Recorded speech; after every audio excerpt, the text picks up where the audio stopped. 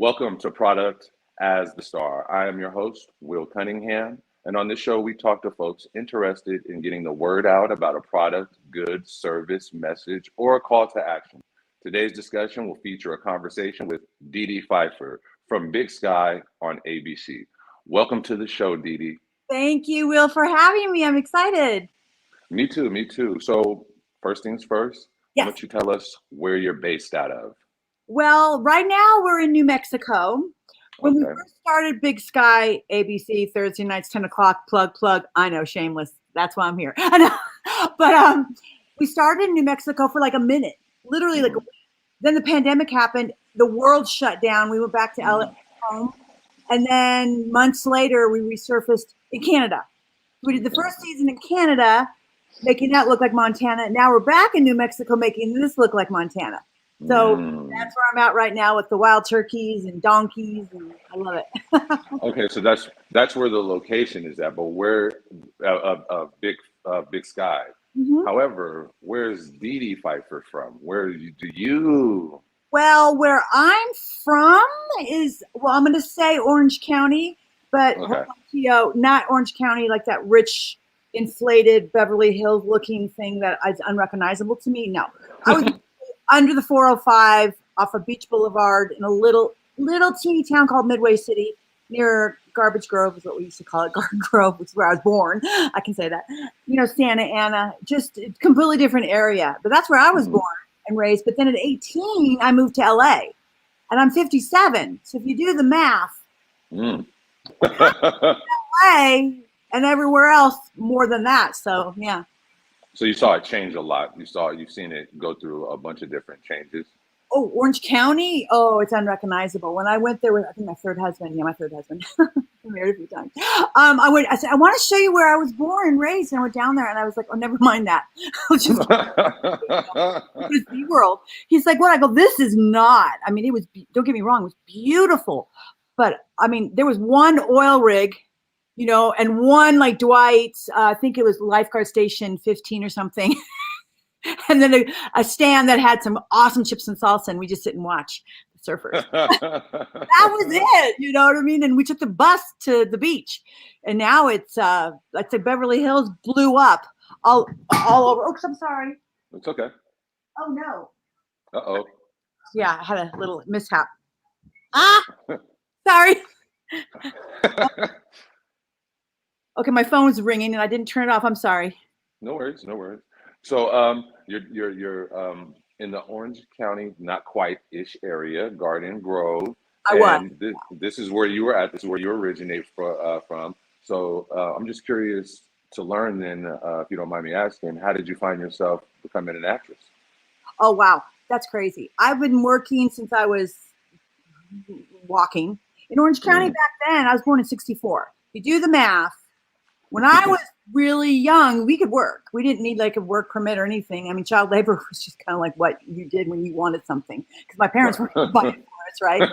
So I worked all these odd jobs, riding my bicycle all over Orange County, doing all these crazy jobs. And then when I was 18, my sister Michelle was doing Scarface, and I was like, at this point, I was working at Westminster Radiator Company, picking up and Mhm. dropping off radiators. I was a delivery. Yeah. It's a guy's career, and they didn't like me because it was like I was taking a job away from a dude. And I'm like, Mhm. I don't see any dudes like in line for this job, and I need money to get to LA. Right, So right.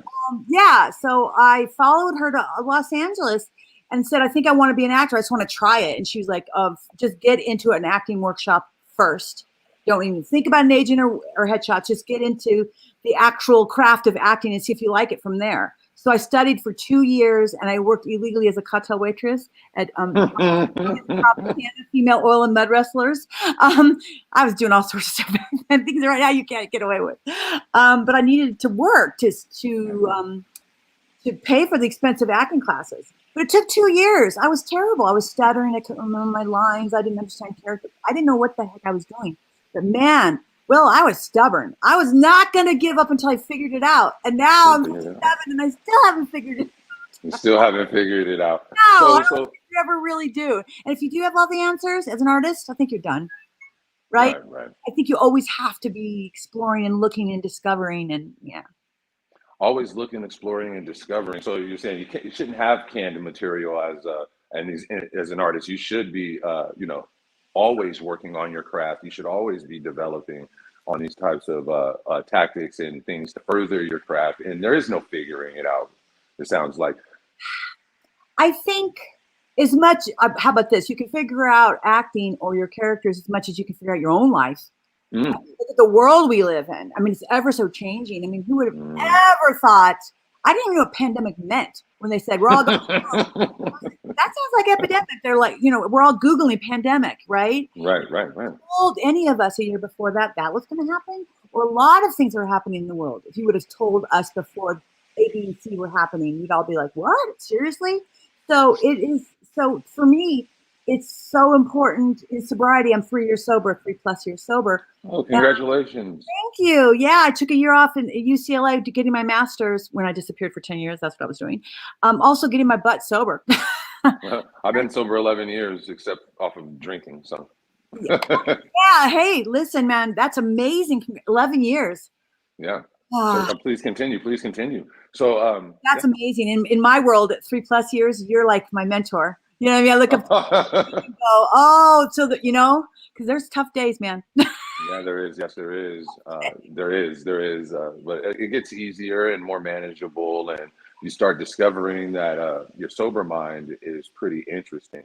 And if you could find yourself being still enough and being present, a lot of interesting things come to you that maybe in an altered state would, inhibit creativity.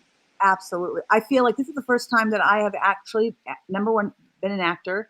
And my last year in college, also getting my master's of social work, I was also sober. So I was able to see the difference between when I was activated in my disease, struggling and trying to be this high functioning alcoholic. I wasn't trying, I was a very high functioning alcoholic, which we have with a lot of people who, meth, heroin, sex addicts, food addicts, you name it. And we were all in there, but you're right. It's the difference is night and day. And people say, well, recovery is really tough. I said, so is life. Yeah. Like, why would recovery be different? I mean, hello. It's like all of a sudden you're sober and now life is just going to be like, cream cheese and bagels, which I love very much. Some days they are. Sometimes you burn the bagel and sometimes you don't have any cream cheese. And you're like, what are you going to do? Right. That's an option or not. But, every day you don't, for me. Or how about this? Even just the old way I was thinking, because I think, what we do with addiction, we forget there's also a way of thinking and behaving and feeling and old patterns that for me, it's like a rebirth. In my late 50s, I'm having a rebirth. And there's no way I would have gotten Big Sky, Plain Denise, had I still been activated in my disease. I don't know, but I highly doubt it. I was a different person. Yeah. That's very interesting. So you're experiencing a rebirth, regeneration, if you will. And so that does make me even more curious as we find ourselves having this conversation. How do you keep the spark and the magic and the desire to want to act? How do you keep the magic going? What's interesting is to disappear for 10 years and you come back, things changed. And now I also use the lens of a social worker and I look at social welfare issues. I look at what is just, what is right, what am I advocating for? I mean, this is the way I was trained.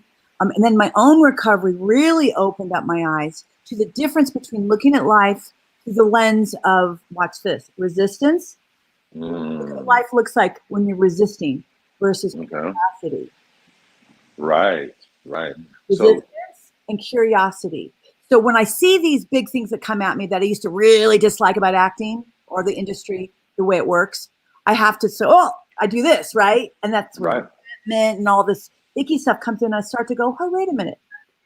Wow, okay. Wow, yep, that hasn't changed, has it? Now, how do I feel about that? And how am I going to process that? Am I going to use that excuse to smoke cigarettes and drink again and start being terrible to myself? That's not going to change what's going on. Not even close. But how I look at it, right?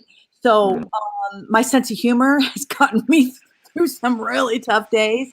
And some days, how about this? Just saying, I'm off. I'm not having an on day, and that's okay. I never allowed myself that permission to be human and have an off day and say, guys, I'm not texting you. I'm not doing anything. I'm just going to sit on the couch and watch shows about paranormal aliens because that's heroin. That's that's what gets me checked out, right? Whatever checks you out. Right. I'm all about aliens. Me too. I've been called one several times. Dude, Anyways, I'm sure called me something similar. I've been called worse. Is a good word. Yeah, right. I'll take alien. So is acting your primary passion? I heard you allude to the social work. Did I hit that right? So is there something else there? The social work? Yeah.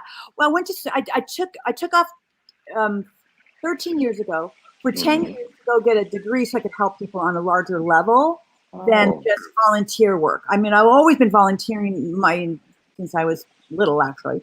But I wanted to 13 years ago, I got a little frustrated with the profession, and I raising two boys on my own, and I really wanted to do something. So I woke up in the morning and felt like I'm going to do something today that's going to make a difference. I want to be part of the solution, not the problem. And part of being part of the problem is sitting around just bitching.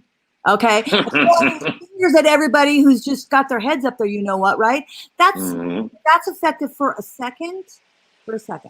Yeah. Okay, point the finger, but then stop, take a breath, and say, how can I be part of the solution? And that doesn't mean necessarily always being out there and loud. Sometimes we can be quiet and do things behind the curtain and be effective, right? How about just be mindful of it, right? So I went to college thinking that was going to make a difference. I thought it was going to take me a minute. It took me 10 years. I took a year off and get my ass sober. And then went back and got my master's the last year. But I want to blend. And then I got Big Sky, which was so unexpected and beautiful. It was like, wow, talk about the universe slapping with the grateful stick. You know, I mean, I did not see this one coming. I didn't know how I was going to support myself on a social worker's salary at $50,000 a year with two boys who like to eat. You know, they keep growing in tow. And rescued animals because I can't stop rescuing animals. So I got Big Sky, which helped me with that. And now I want to blend together somehow my education, my learned experience with my own personal life, struggles with trauma and addiction, and then my followers and my fan base, and somehow bring that together, blend that together like no one else has done before. So that's my plan. That's my goal. That's my dream. Sounds like a lot of value add packed into that endeavor. Yeah, and education on social welfare issues, I don't think a lot of people understand or know what's really going on. So again, it's not about blaming. It's just about how about let's educate and have conversations like we're doing. Right. Just like we're doing. Yeah, I'd love to have a show where we have a conversation about things that sometimes are a little touchy. Listen, addiction is not fun to talk about. I'm going to end this interview and feel vulnerable. But I know that I've hopefully reached one person. One person at the least heard me and got me and went, oh, wow, shit, if she could do it at 57, I can do it. Right. And that's very important, the can do it part of it, you know, realizing that regardless of whatever stage or age that we're at, you know, the can doingness of it, the taking of the action, the putting one step in front of the other and then another, and then gradually finding yourself with momentum headed towards that, that better version of yourself is very impactful. And we can do it. Again, giving ourselves radical permissions to access these other states of productivity, if you will, and value add. I like to talk about scaling the value add in perpetuity. That's one of my mantras. I love that. I also think just making sure that people don't feel like they're alone. I was very alone in my disease, especially high functioning addicts. You're kind of alone because you're always hiding. You're always trying to cover and make everyone believe around you that everything you got your shit together. Because I did check all the boxes. That's what the high functioning is. You don't have to be in the gutter and experiencing homelessness to have an addiction. That's right. That's one person, yes. And then there are others who are still struggling and slowly killing themselves and dying and watching, and everyone around them is watching this slowly happen. So it's a ripple effect. But what's so great is that for me, when I went to rehab, was the one place where I went where I go, oh my God, I'm not alone. My story is not that special. We all had trauma. You know what I mean? And they were like, I was like, oh, I don't like my story about trauma. And they're like, really? You want to hear mine? And then I'd be like, oh yeah, yours is really messed up. We were all in there trying to up each other on our stories of trauma. And at the end of the day, we were crying in each other's arms. I don't even know these people and they don't know me. But I don't know their story, but I understand their pain. I understand the journey and the trajectory of their life. When you're in rehab, you're saying, hopefully, not always, that I hit my bottom, right? Yeah. And I'm ready to listen now. I'm ready to change, and that's where the rebirth starts. Yeah. Fascinating, because it's interesting. I was curious about transferable skills that might have been obtained from such work that would apply in a role like Big Sky. Because in my research of Big Sky, it's very interesting. The topics of drugs come up, of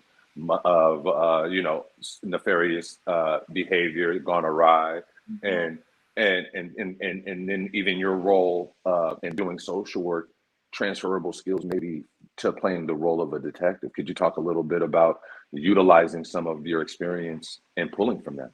Well, what's great is that Denise is the office manager or admin. So she's like the rock.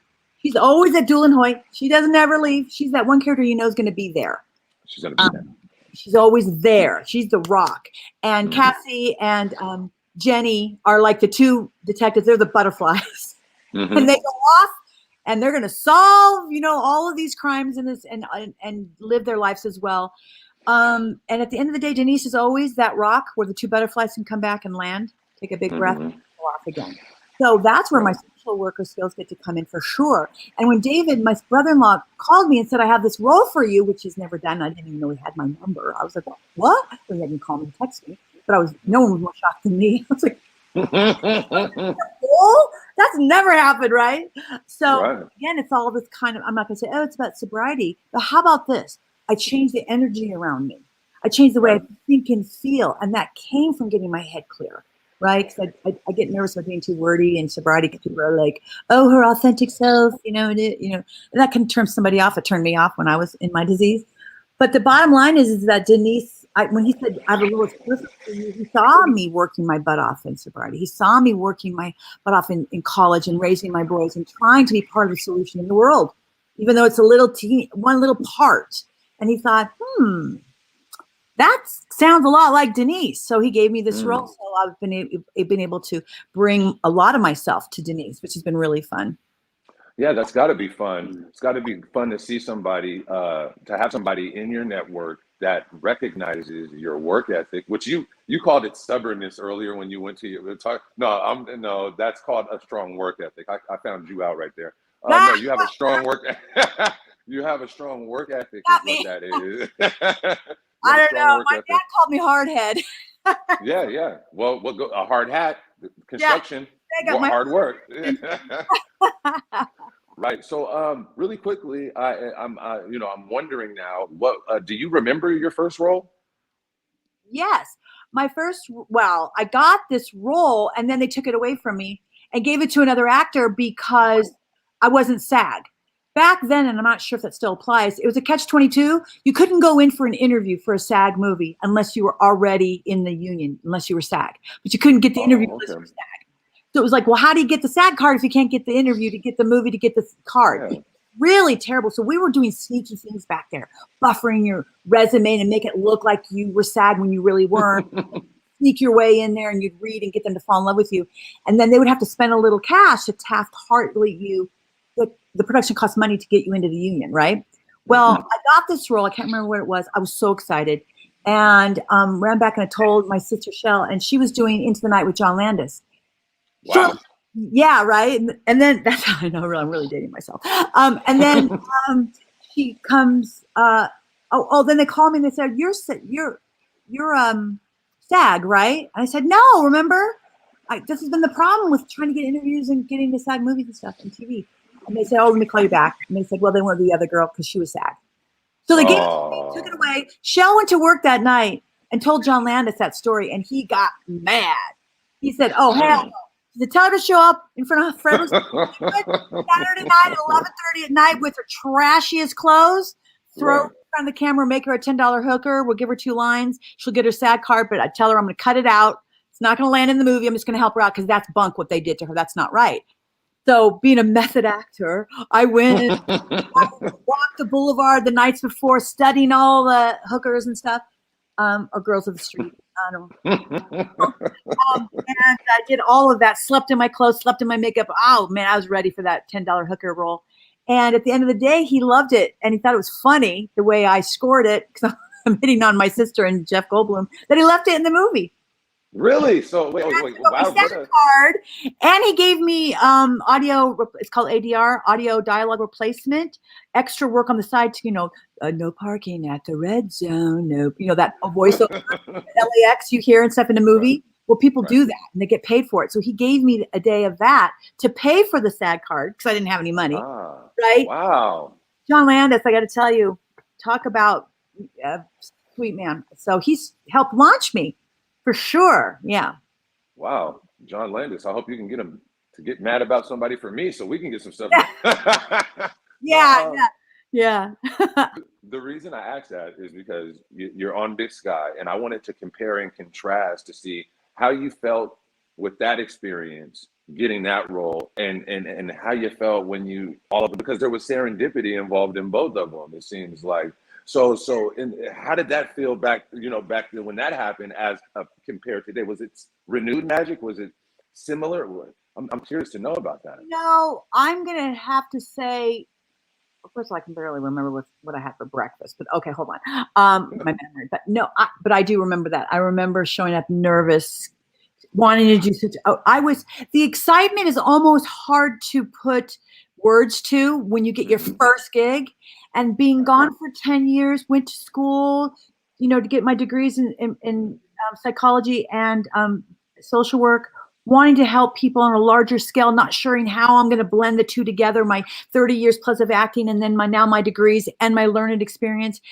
Then this falls in my lap. I have to say, right up there with that first role, because that's Wow. when I say rebirth. Big Sky is a big part of that for sure, because it's going to enable me. Look, I'm talking to Will Cunningham right now. If Hey. I was still like going to school right now with my backpack, having me on, right? But now I have an opportunity. I have like a platform to talk about things that I think people will help. It'll help them, hopefully, make them. It's a little bit more insightful towards things, because I didn't know a lot about a lot of this stuff. I learned it in school here, but really, when being sober, when you have it here, I just want to give that back. Yeah. Right. Yeah, in music, we say I could give you this feeling. You know what I mean? I wish I could give you this feeling, because transferable energy is real. We've all been in a room and we've been having medium energy. Maybe our energy was unguarded and just having a regular good old time. And maybe somebody comes in with negative energy and then it just So if that's the truth, and if we can detect that and verify that in our own experiences, let's flip that on its head and see if we can do that. Which acting is a good medium for that, and so is social work. So I'm very glad that you were able to share this with us. Well, thank you. And it's funny too, because I also would love to be able to, in this way, I'm going to do it, and I'm not sure how, educate people on social workers. People are like, why do you want to go be somebody who takes children out of people's homes? And I said, well, first of all, social workers do a lot of things. They work on a macro, meso, and micro level. Children is one area of concentration. And by the way, a social worker's goal is not to go take the kid out of the house. The social worker's goal is to go and say, show me and tell me why I shouldn't take your child. Right. But my area of concentration is not children, because I'm Mama Bear. I would have been arrested the minute I walked out. I mean, not that I'm a mother, but no. So my area of concentration is mental health, addiction, and those experiencing homelessness. Mm-hmm. Yeah, that's my area. So displaced citizens, how do you feel about the tiny housing initiatives going on, if you don't mind? I mean, not to get too political. In LA? Yeah, in LA. I've been researching it a little bit while I've been funny here. You mentioned that my friends who are at UCLA, a lot of them are still, they're all in the field, working in their different areas. And she sent me the article on those. I think it's a great start. I think that, but let's see, how do I say this? Depending on your area of concentration is what lens you're going to use in any one. Mm-hmm. We like to think the homelessness is just get them a home. Now, in some cases, that is true, but I'm telling you, every case is very different. So we can certainly get them off the streets. So you can start treatment plans. You can start helping them take a breath, right? Give them, a fresh start. But you have to address and assess for trauma. You have to assess for addiction. You have to assess for learning disabilities. There's a battery of things that need to be looked at and addressed. And how about this? how about just have a conversation with that person? Because everybody's journey out on the streets is different. I was in the field for 2 years.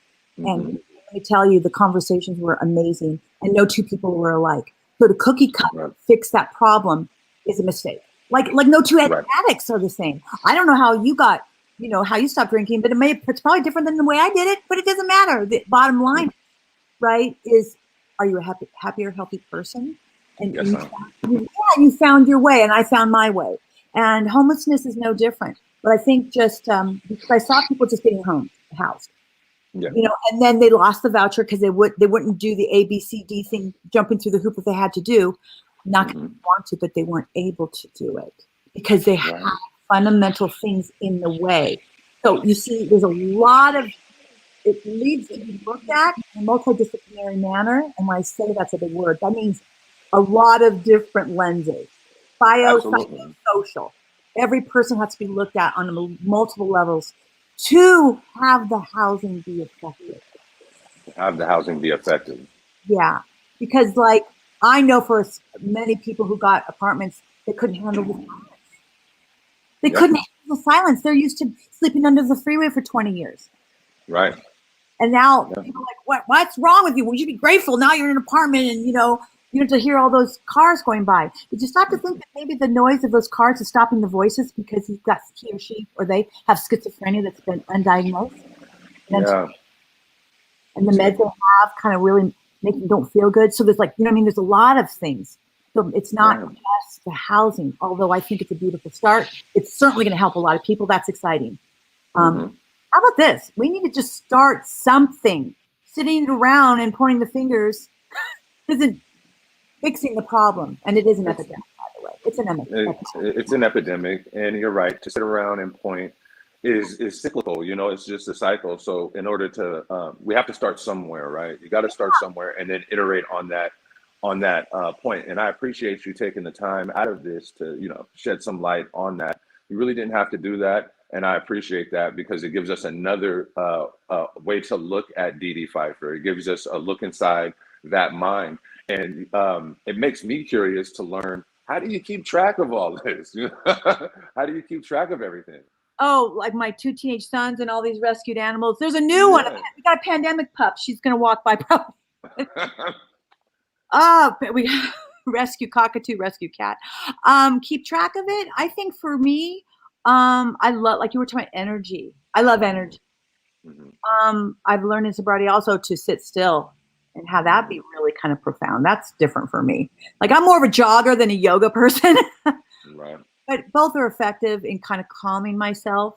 I find that all of these things that I have in my life help keep my head on straight, help keep my heart pumping, dopamine, serotonin kicking around, which makes me feel good. It's a natural hit versus a synthetic one. And in the process, hopefully I get to help other people, because to me, that's my heroin. That's my drug, is helping people, watching their faces get excited when I say, hey, listen, you're in your disease right now, but when you go into recovery, you're going to go from the identified problem to the identified possibility. Could you say that one more? Say that again, know, please. Everybody goes, I need that again. Afterwards, because Will, you know, when we were in our disease, when we were activated, which is when you're using, we were the identified problem, right? Right. We are now the identified possibility. Right. We are now the identified possibility. Wow. Right. Every day that we do it, even on days where we're like, oh, F it, I'm just going to go use, but somehow you don't. Right? Somehow you white knuckle it, you call somebody, you do something to not. There's another day you show other people that, whoa, you can do it. And look at the possibilities, because when you told me you have 11 years, that you just showed me it's possible. You're the identified possibility for someone like me. And although I'm 3+ years, somebody who just has 1 day of not using, I'm showing them the possibilities. Absolutely. So also when other people in their life, I have people who are not addicts who look over and go, well, shit, if Didi can get sober and go to rehab while she's going through menopause, leave her kids for a month, which is so scary, and admit that she's got a problem, and then go in front of the camera and say, hey, I want to be an advocate for this. I want to help break down the sting of talking about addiction, right? By just talking about it. Right. They're like, shit, if she can do that, what am I doing with my life? So again, identify possibility. Show people that things are possible by just doing, Right. by just being. It's fantastic. It's wonderful how when you see someone else doing something, your mind gets the muscle memory almost. You say, okay, it can be done. Seeing someone else do it. Like I used to watch basketball all the time on TV and see guys slam dunk. It wasn't until I was I'm 6'5", by the way, tall Oh, guy. So by the time I got down to the park and I saw somebody actually elevate and actually achieve the dunk, well, that gave me permission. And I was like, well, I can't wrap my hand around it because I was only in the 7th grade at that time. So I grabbed a tennis ball. And before you know it, boom, I did it. And then a volleyball. And then, but it was the demonstration in close proximity that said, hey, I can actually, this can be done. I always talk about the 4-minute mile. Before, once upon a time, no one could run the 4-minute mile. And then one time somebody did it one day. And then the next year, about 7 people did it. And then after that, more people did it. And so going back to when you said 1 day to 3 years to 11 years is very profound. I want my audience to connect with that and also use that line of thinking in other modalities, not just in this, in goal-oriented, right? Because these dynamics work for getting change work. absolutely, yeah. Well, so that brings me to a fascinating question because I get the feeling that I could talk to you forever. But to keep this kind of going, as an actress, how do you think your peers view you? Well, it's actually really funny. When I started Big Sky, I didn't have any social media. My boys really kind of don't do it as well that much. It's not anything we ever got into, thank God. But so they were like, you need to get something so that I could do press for the show. So I chose Instagram, I guess, because that's the less offensive out of all of them. I guess Twitter can be really mean and all that. And I'm not interested in mean. That's not why I'm came back to be an actress. I'm actually came back to hopefully spread a little light, right? Change some energy. So they said, oh, well, if you spend $15, you can get an instant 10,000 followers and get you jump started. And I said, oh, well, that's gross. I said, that doesn't sound very organic or real to me. I said, that's okay. I'll just start and we'll go from there. And sure, all these people who knew me from Vamp, Seinfeld, For Your Love, just all this stuff started following me. Like, oh my God, are you back? Where have you been? And it was really kind of sweet. And now I have a little over 6,000 and they're organic is what I call them. They're natural. They found me or they discovered me or they watch a show. Oh, she looks familiar. And they go, oh, she's not Dedee Pfeiffer, So I have a following and I have to say, I love it because I have really great followers. They're really good people. And when I blast my 3-year sober badge, I lost some followers, which by the way, I understand. I do understand that. I actually really understand them probably more than the ones who said congratulations. Because I remember laughing at AA meetings, driving by them and just, I do. I remember just being very protective over my disease, very protective. Sure. No one's going to change me. I'm fine. I can handle this. So I have these people who know I'm sober. They know I'm crazy. They know I love animals. I'm always posting selfies because I don't really know how to do it. I accidentally followed somebody and I didn't mean to. I didn't know how to get them back to say, oh, I'm so sorry. I didn't mean to unfollow you. I'm just pushing things. And of course, my sons are like, this is why you should never do social media, Mom. You're the worst. And I go, I know. And, but I'm trying to, I have joy with it. There's some people who get a little snarky, but luckily as a clinician, I know they're like having a bad day or I said something that rubbed them the wrong way. That's cool, but it's what it is. I think that I like to consider myself recycled. I'm from the older generation of actor. I started in '82, right? So I've gone around a few times. So I'm recycled, coming back to this like cast of Big Sky where there's a lot of new people and it's a very diverse cast. I love it. But I'm certainly one of the recycled ones, right? And I love that, considering I love Mother Earth and I think recycling is important. I like the recycling is important. It seems like you're regenerated, or though rejuvenated is a word that comes to mind as I hear you talk about. I hadn't realized that you were on Vamped and Seinfeld. For Your Love with Holly Robinson Pete. Dude, my resume looks like a small Taurus scroll piece, like it just it's Simon, Murder She Wrote. I mean, I'm a dinosaur. Whoa. I would say I wouldn't. Again, dinosaurs are extinct, so I see you here now. You know what I mean, in front of me, vibrant as ever. It brings me to another question, the layaway question to the one I asked earlier. So, how does Dedee Pfeiffer see Dedee Pfeiffer? Someone who tries really hard. Yeah, someone who tries really hard. Really hard. Like I told my boys, when I popped you two boys out, well, one, I had to yank them out. But Frank Breed, butt down, feet above his head, stuck in my room. Wow. Not gonna yank him out.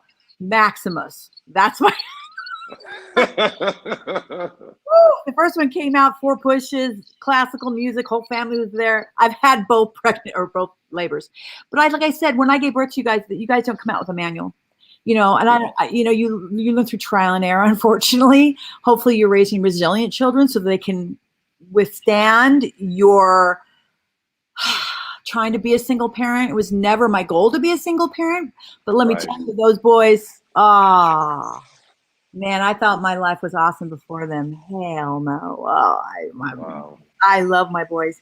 And most importantly, they were raised by an alcoholic mom, but now they're being raised by a sober mom who's showing them what sobriety looks like. They now know what it looked like to be in your disease. They know what that looks like. I know what that looks like for my dad, right? And he knew what that looked like for his dad. But I broke the chain now in my generation.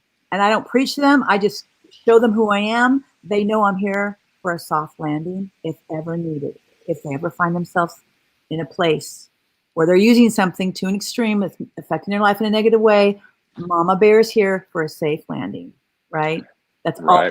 It's all. I can't preach them. They're going to drink. They're going to smoke pot. They're going to do whatever. You know, they're going to do it. Sure.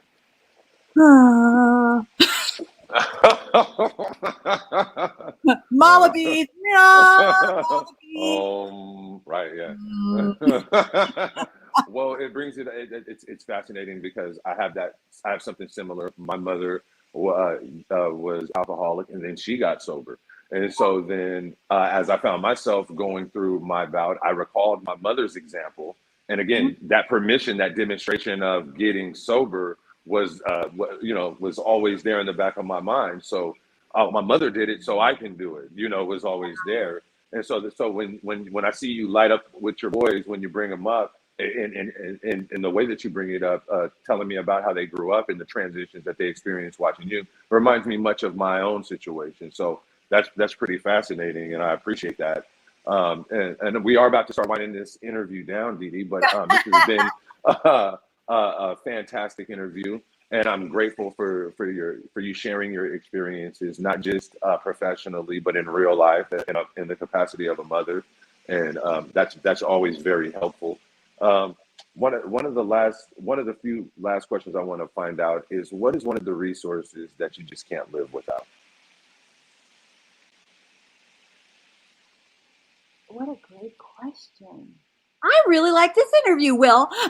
Really? That means that no one else has. You're making me think today. Love. Wow. Okay. Love for sure.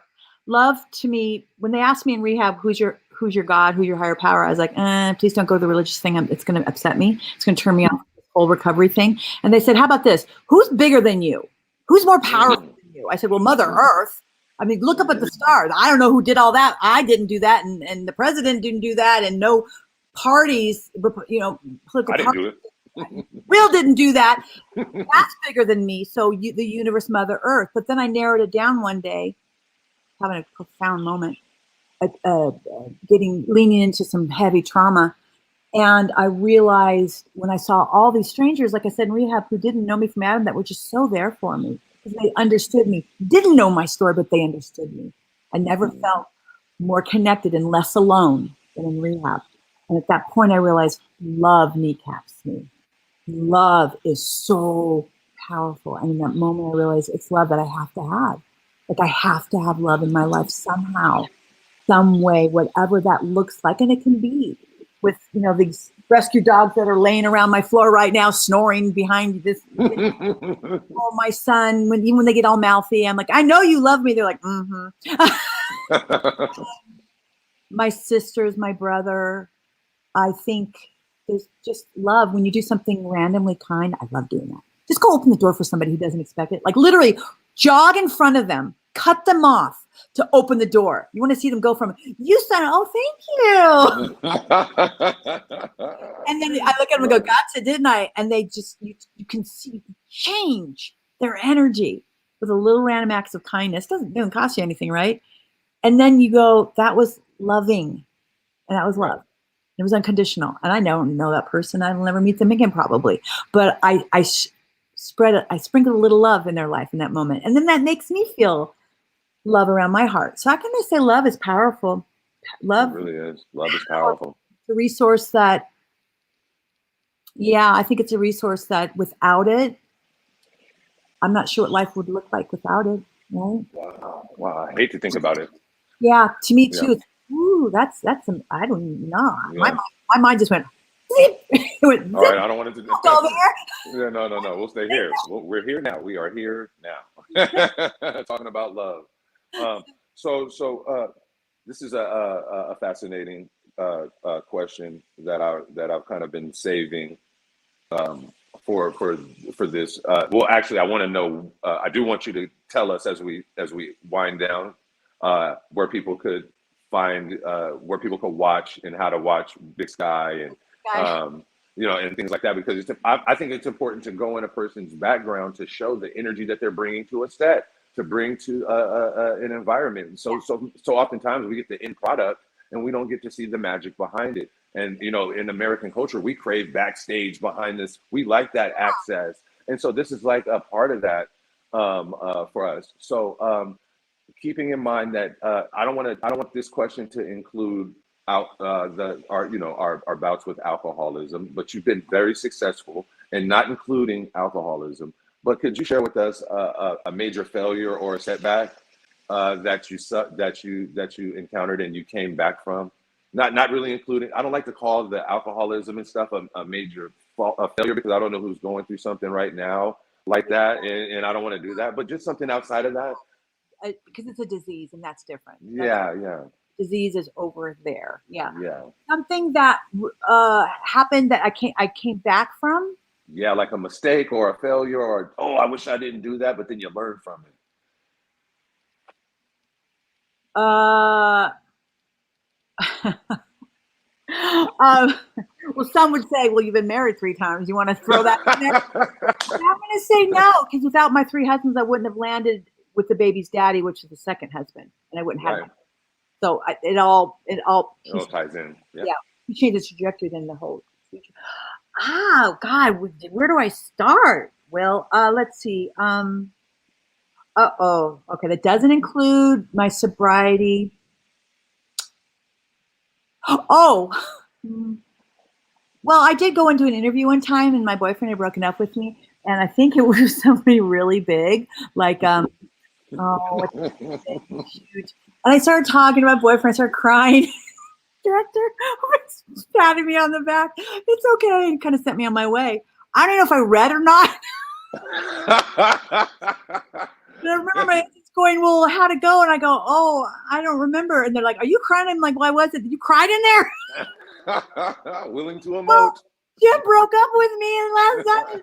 They're like, oh my, it was Andy Griffith, the son, he grew up and he's huge. The director, Andy Griffith. Griffin? No. Andy Griffith, the son on the show. Okay, somebody's listening to this going, and they're yelling the name at me, and I can't hear. Ron Howard. Ron Howard. Okay, yes. Happy Days, the director, of course. Oh, Happy Days. Oh, I went before that. He was the son on. I'm telling you, I'm really aged myself.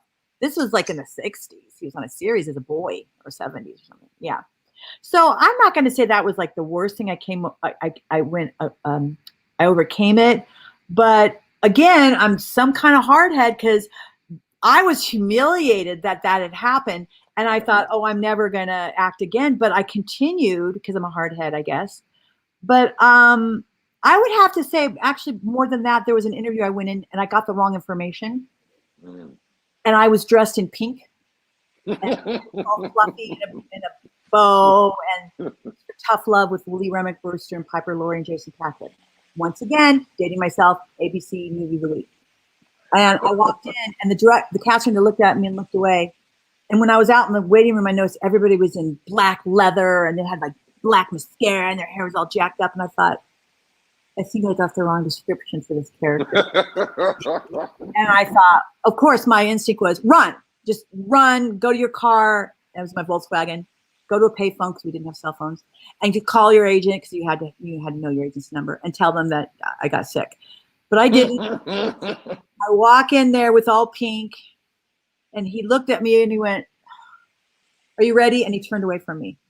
Oh, wow. And I thought, okay. You son of a bitch. So I said, no, I'm not ready. And he turned and looked at me. And I took the ribbon out, messed my hair up, took my little sweater, unbuckled it, went like this, just messed myself up, turned around, and just was like, yeah, now I'm fucking ready. And I read and I got it. Nice. That's called on the spot, in the moment, when I was in, the little voice was, run, go home and cry. Go drink all the wine. No, drink up all the wine, right? No, you shared two stories right there, and both of them are huge. One is about humiliation and bouncing back. The other one is about having the right research, having the right information, being properly prepared. And if you're not, be ready to be spontaneous enough to be present and have what you call recovery on the spot. I know my audience is going to get something from that. Wow. So around, if you're on the 405 and you need to be on the 10, you need to figure that out immediately. Stop second guessing. Don't even look twice. Just put your damn blinker on and get on that other freeway, or get off, flip a bit. Excuse my thing. Sorry. I mean, flip a U-turn and then the other freeway, right? But get on that other freeway. Just think about it later and just do it. Because sometimes what I like to say, because I've had so many people tell me this, Didi, get out of your own way. Because once you go in your head and your narrative starts taking over, then for me, I'm done. I'm dead. But it's almost like I have to distract myself from my own narrative and just go on autopilot and just go. And then later go, I can't believe you just did that. You just said fuck to a casting director. Are you out of your mind? You know what I mean? Right. Well, that's courage and boldness, and fortune oftentimes favors the bold. So, So, I'm like a really nice person, and it's like, but don't corner me. we all have limits and boundaries. Don't test me, right? Don't test me.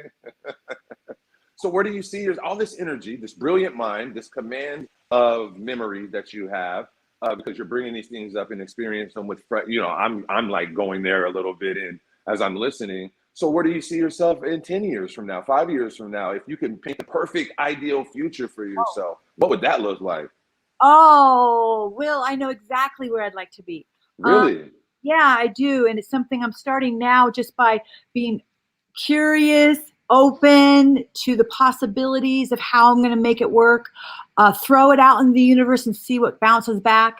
I would like my own show where we have conversations, where it's like a town hall setting where I'm just talking to people, but we kind of have to get through this pandemic because I don't think really it's not going to be as effective if we're not 6 feet apart and I only have 5 people in the room. But I love talking to people like this. I love how we're talking, and I want to give them all the knowledge that I learned at CSUN, Valley College, UCLA. I want to give them that education for free. I want to show them how to maneuver and work through the social welfare systems because I know it. My friends know it even more than me. Show how to empower them, because I think information is power. And also, again, that you can do it. You can do it. Create a show like that. Get a little home for my son and I and all these animals because they're just getting bigger. I have the biggest dogs. I rescue big dogs. No cats, huh? Little ones. I have like the big ones. No cats in the building, huh? Oh yeah, no, I got a cat too, but she and the cockatoo own the place. Oh, okay. Yeah, the Okay. cockatoo walks around and checks the cat, the Rottweiler, and the Great Pyrenees. And then the Uh-oh. cat checks all of, yeah, the cat and the bird own the house, really. Yeah. They check everybody. Oh, yeah, So, dogs know better. so this has been a fantastic interview, and I really hope that you guys get a season 3 and things like that. I did realize that there was some adjustments with the time slot. They wanted to experiment with that, and I think it's going to work. You know, are you coming on the ends of what show now?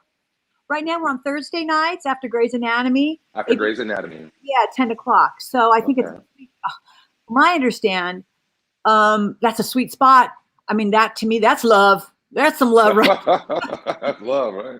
They didn't put us on Sunday morning at 5 a.m. when most people are still hungover and sleeping. I mean, right. yeah, I mean, that's a sweet spot. When I heard that, I was like, isn't that really good? They're like, yes, Didi, that's good. Something good is going to come from that. I just know it. And they'll probably end up dovetailing into all of the other passions and the things that you have going on. And especially with your show that you want to, post-pandemic show that you want to have. I could already see it working. Like I'm already there seeing it visualized. So with that being said, I can't take any more of your time. You're so busy. You have such a busy life and everything. Busy, but earlier when I went out of frame, I spilled a cup of coffee all over this rug, and this is a rental. So, oh, boy, I got mine right here. When I get out of here, I'll be figuring out how to get that out of the rug. Well, let's end this show. Hang around for post a little bit so I could talk to you a little, just 5-10 minutes. And then, this has been a great opportunity for me to get to know Dedee Pfeiffer. Putting the focus on you and what you've been doing and highlighting you and your energy and all your experiences really, truly been a joy. And I feel like I know you a little more. And I know my audience will too. Product as a Star. You guys know how we do all the time. Product as a Star. I'm your host, Will Cunningham. This was Dedee Pfeiffer. Big Sky, ABC. What was that time again? 10 o'clock Thursday nights. 10 o'clock Thursday nights. 10 o'clock. What? Eastern time? Oh. Run your Googles. Run your Googles. Run your Googles. Oh, I hope ABC is not listening to this. It's 10 o'clock if you're in Los Angeles, I think. Yeah, it is. Pacific time, Pacific Standard. Yeah, there. Yes. All righty. So that concludes this one for Product as a Star. Thank you guys for watching and listening.